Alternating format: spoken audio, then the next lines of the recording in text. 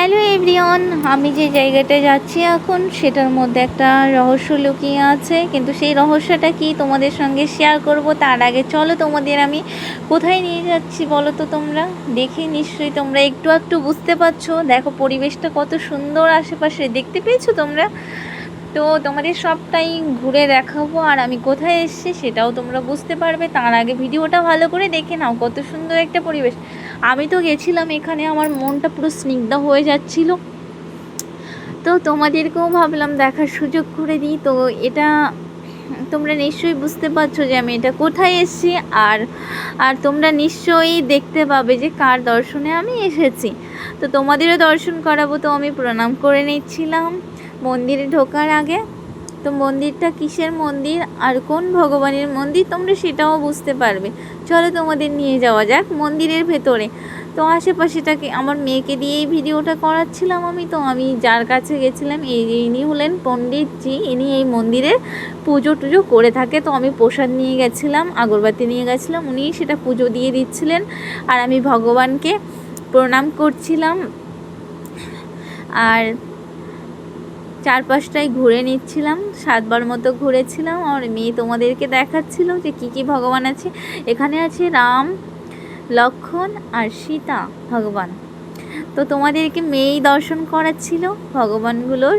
তো আমি ঘুরছিলাম 7বার মতো, আমি মানে পরিক্রমা করছিলাম। তো তোমাদেরকে আমার মেয়ে ঘুরে ঘুরে দেখাচ্ছিল মন্দিরের মধ্যে কি কোন কোন ভগবান রয়েছে। তো এখানে আমার যতদূর সম্ভব হনুমানজির, মানে এখানে না অনেক পুরনো মূর্তি রয়েছে, খুব জাগ্রত জানো এই মন্দিরটা। তাই আমিও চলে গেছিলাম। আমার যদি মনটা খারাপ হয়ে যায় কিংবা কোথাও যেতে ইচ্ছা করে, আমি সচরাচর মন্দিরে যাওয়ারই চেষ্টা করি জানো। ভালো, ধরো আমার কোথাও যেতে ইচ্ছা করছে, তো এখানে ছিল ভোলে বাবা, আর এখানে দেখতে পাচ্ছিলাম না, তা আমি মন্দিরের ভেতরে পুরো প্রবেশ করিনি, দূর থেকেই দর্শন করছিলাম। তো পণ্ডিতজি দেখো এসেছে এখানে আগরবাতিগুলোকে নিয়ে, এখন লাগিয়ে দেবে উনি। তা আমি পরিক্রমা করা কমপ্লিট হয়ে গেছে আমার। আমি তারপর আরেকটু ঘুরে ঘুরে, আরেকটা মন্দির বড় ছিল, তো অনেকগুলোই ঠাকুর এখানে রাখা ছিল। আর এই যে পণ্ডিতকে দেখতে পাচ্ছ, ইনি কিন্তু অনেক কিছু বলে দিতে পারে যেটা তোমার সঙ্গে ঘটেছে, আর যেটা কোনো কিছু হারিয়ে গেলে, কিছু ঘটে গেলে ইনি কিন্তু খুব ভালোভাবে বলে। তোমাদের বলেছিলাম ভিডিও শুরুতে যে একটা রহস্যময় জায়গায় যাচ্ছি, উনি কিন্তু তোমাকে বলে দেবে সঠিকভাবে। তো কি বলবো, আমারও মনটা খুব খারাপ ছিল বলতে পারো। আমার যদি কোথাও ঘুরতে যেতে ইচ্ছা করে তাহলেও আমি মন্দিরে যাওয়ারই হয়। আর ভালো দেখো, আমি তখন পরিক্রমা আমার ছেলে আমার সঙ্গে করছিল, বলছিল মা আমিও করব তোমার সঙ্গে, তাই আমিও ছেলেকে নিয়ে আর একটু ঘোরালাম। তো ওর মনের ইচ্ছাটা পূর্ণ করলাম। আর আমার মেয়ে তোমাদেরকে ভিডিও করে করে দেখাচ্ছিল এই দেখো সামনের পরিবেশটা। তো এখানের পরিবেশটা তো আমার এত ভালো লাগছিল।